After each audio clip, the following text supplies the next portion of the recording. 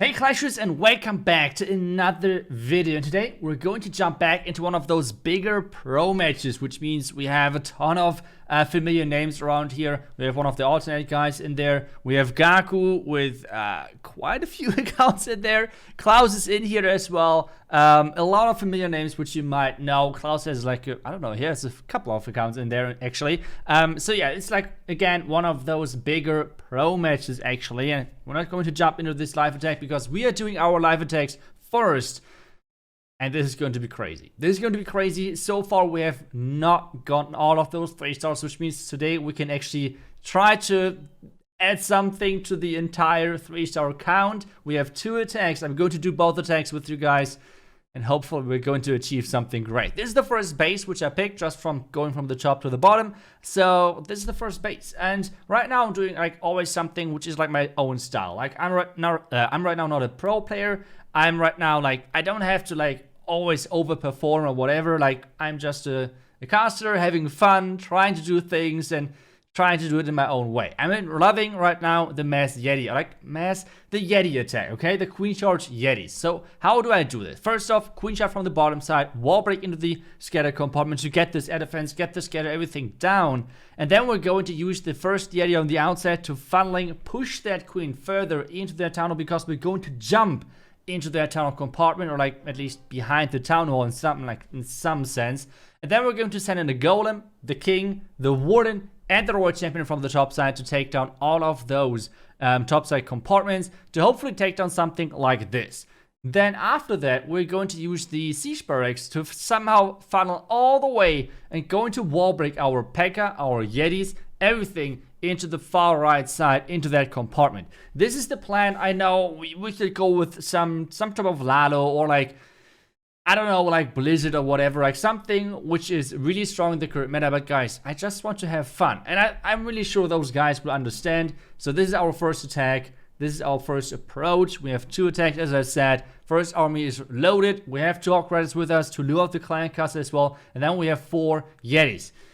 It's not really a mass Yeti attack, but hey, we have 4 Yetis overall, which is quite a bit of troop housing space. And we have 2 more Yetis in our Siege Barracks later on. So let's get started. Let's get things rolling. First off, switching the Warden to ground. That's obviously a bit better. And then we're starting things off. I'm not sure. I think it's pretty much symmetrical. Like, we don't care if we're running left, right, wherever. Like, we don't care. Let's just walk to the left. I don't know. Like, let's see. And then we're going to go into that town hall compartment with our jump. That's the idea. So let's see if we can somehow make this work. First off, so far, we're trying to delay the healers a little bit. I want to get a better angle so to make sure that nothing in the second layer is hitting our healers first, especially not this air defense. This air defense is going to be kind of scary in the timing, how we approach it, so let's hope for the best. Going to use some archers at the top side, some archers on the left side to funnel already our later stages, which are going to be important. And there we go with our Hawk Riders, making sure that we're luring out that Clan Castle. Our Queen should have a good... Well, she's actually going for a wall. I am kind of confused why, but we don't care. She should actually retarget to the Dark Barracks, and then hopefully for the air defense, at least that's what I'm hoping for. So let's see. We can use 1 minion as long as we're not placing it too far on the right side, because then the tunnel might be activated. This would be kind of bad. So moving forward, we can use a Baby Dragon and a Yeti already for funneling this left side to get some pathing done. Minion is doing a great job of like providing some extra DPS, making sure our Queen is going through all of this kind of nice and quickly. Adding some loons to the mix as well, making sure those loons can actually tank the air defense shots and saving our healers actually. And so far, so good, I would argue. Baby Dragon did get the Archer Tower, but except that, not too much value. I was hoping for getting the cannon with our Yeti Mites, but well, it didn't work. Now the Eagle is activated. We need to get started with our top side hero dive ASAP, because otherwise this Eagle is going to damage us quite a bit. We have not too many spells left at this point, and we're still having to face the defending Single Firm Tower and Town Hall beams, which is not going to be easy at all. So now top side, everything is in, raging our Queen and freezing that Town Hall. And all of those expos are actually really annoying. Maybe we should have really started way earlier with our top side to make sure that some of the damage is actually not going onto our Queen, but instead somewhere else. But now Queen is onto the Single Firm Tower. She should switch to the Town Hall soon, taking that out. Oh, wait a second. There's the NATO. The queen is actually getting rotated away from the town hall. This is so unfortunate right there. The hero dive at the top is looking good, but our queen is dealing with those really annoying ground skeletons. And with this, we're not getting too far. The town hall is surviving. We have 30 seconds left. It's going to be tricky. But guys, at the end, it's going to be the queen surviving. The defending queen, sadly not our own queen. And this means, yeah, this NATO trap, props to the defender. Props to the defender. Incredible NATO trap. I guess it was against the blimp, but we ran into it like nothing. I feel like with our queen staying alive over there, like with our queen not getting rotated away, I think we could have actually had a chance of getting this 3-star with having our queen staying alive. But it did not happen. This is not going to be our attack. But we have another one. We have another one. For this match, it doesn't matter if it was a 1-star or a 3-star. Like, this base already was 2-star, so everything is good. But let's dive into the next attack, because we have our next attack already cooked up. And I'm going to go onto the next highest base, which is going to be this one. And I have something else for this one. I'm still not going to meta attacks, guys. I'm sorry. If you want to watch meta attacks, go somewhere else. I will still keep going with my crazy approaches, because they can work and they are so much fun. So on this one, I want to charge into this core compartment. What do we have to do for? I would do a boulder bounce onto the elixir storage. Use a wizard for funneling. We have to use a lot of wall breaks to get into that area of the base, but I think it should be possible. And then after that, we're going to send a blimp across to get that town hall and the expo. Those are the two key things to take down. And I'm going to in from the right side, because we want to go into the ground expo as early as possible. This is like the reasoning. After that, again, we're going to send in our king, our warden, and our royal gem from the top right side to take down the defending king, defending eagle, defending multi-inferno tower. Those are our main targets. And then the queen can just push forward through the core. And now you might wonder, what do we use as follow-up? Well, rocket loons, baby, because rocket loons is just the fun in Clash of Clans. And all of those back-end defense are really exposed. So even the air defense, all of the outer towers, we can directly target with rocket loons, which is perfect for us for this follow-up. And guys, we're ready. I told you already. We can get started. By the way, one quick thing which we have to add is siege machines. I mean, 99% sure I will use the blimp. But just in case, like if something is going completely horrible wrong, our queen is maybe stepping towards the town hall, then we don't need the blimp anymore. Then another siege machine is way better. So that's always something to keep in mind. Even if you're 100% sure that you're going to use a specific siege machine, just in case, bring the others. It's like not hurting you at all. It's just some safety procedure. But now, let's get started. Let's get ready. We have to 3-star. Our first attack was not a big success. So now, let's get at least one 3-star in on the board for those guys. Wizard is in. One rocket loon at the top side, because the mortar up there could actually take down my bowler. And we need the bowler bounce. We need the bowler bounce because this is providing some nice funneling for us. And then the queen is going to hopefully charge in there. We need to wall break the royal gem compartment open. We need to wall break the wizard tower compartment open. And after that, we should be able to target this expo. That's exactly what is happening so far. Wizard tower is open.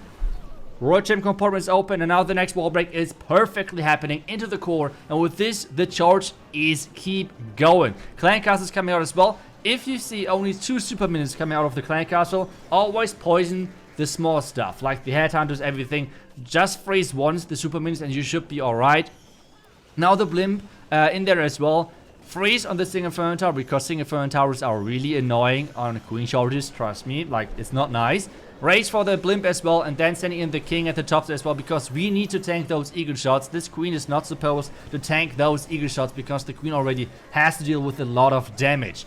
Now, warden ability at the top side to provide some tanking and just provide some power with all of those spawned barbarians. Royal Gem is doing a great job. We have one more rage for our queen, which so far is not needed just yet, but we're going to use it really soon. So far, this attack is looking incredible for us. There is the rage, keeping our queen alive. And at this point, the eagle is going down. The defending queen should go down within a couple of seconds. There's another headhunter.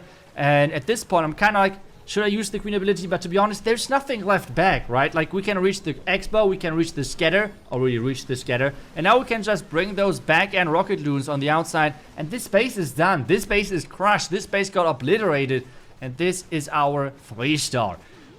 Yeah, the first attack did not go to plan at all. But Hey, I'm really happy that our second attack worked. As I said, I'm really refusing to use meta strategies. Like, I want to keep everything fun. I want to keep everything engaging. And I hope you really appreciate that. I hope you enjoy watching those. Sometimes you fail, sometimes you don't. On this one, we did not fail. We get our 3-star, which is great. But now, since we have so many pros in this match, sadly Klaus did not attack yet. I know I could have put that on the thumbnail, but I won't. Because we want to take a look at a couple of the other guys' attacks and see what they did. So far, it's looking good for us. We have less attacks, same amount of 3-stars. Typically in those matches, all of the bases are getting a 3-star anyways, and it's coming down to the hit rate, like how many attacks are needed. Less attacks, better obviously. So even 3-star count, we have less attacks, which is awesome. So let's hope that guys can keep going with that. But let's dive into a couple of attacks because we have so many 3-stars to choose from. So let's dive into the first one of my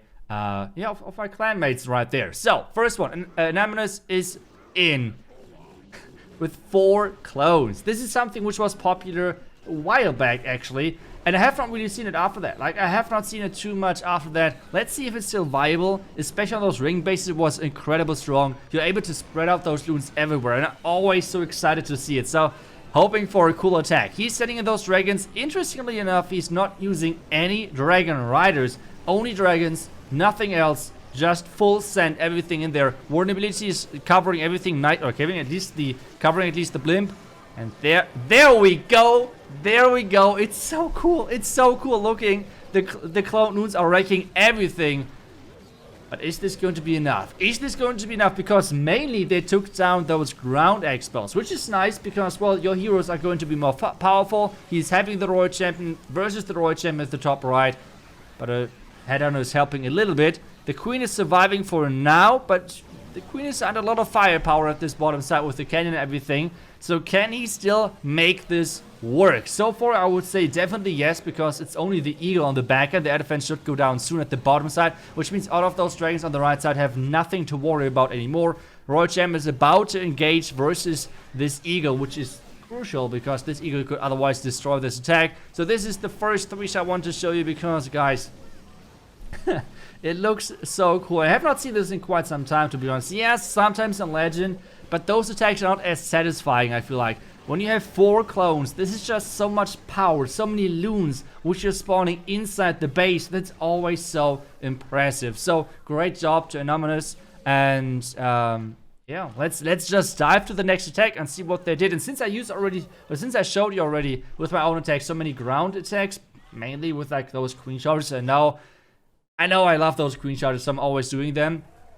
But Gaku is coming in with Electro Dragons. That's just not something which I'm really connecting to Gaku. Like, when I see Gaku, I think about crazy queen chargers mainly, but apparently he's using Edrags as well. He's coming from this top right side and just like full sending everything in. He does not care about anything at this point, just sending everything in with his Slammer. And now always what is so satisfying about those Electro Dragons, why I love to watch them, is those lightnings. Take a look at those lightnings. As soon as they're hitting high HP buildings, the base behind it is just disappearing. So now let's take a look at, is there any high HP buildings? Okay, the E-Dragons are going for the core storage, and the core is just disappearing. The Multi-Inferno Tower, the Inferno Tower and the core went down, the tunnel is going down, and take a look at how many Electro Dragons are left alive. At the top side, we have 2 Electro Dragons. We have 2 Electro Dragons in the core. This is already 4. We have 3 Electro Dragons or something left alive at the bottom side. Wait a second, did even 1 Electro Dragon die just yet? I think not a single Inferno Dragon just... Oh, okay, there was 1 Electro Dragon at the top side, just died, but except that, everything survived. So Gaku OP, really truly OP, a really nice attack, and I just wanted to show this because this was like a 1 minute and 10-second attack. And guys, I really hope you enjoyed today's video. The one star was unfortunate, but hey, sometimes it happens. Thank you so much for watching. I hope you enjoyed today's video, and I will see you guys back tomorrow for the next one. Until then, see ya, and bye-bye.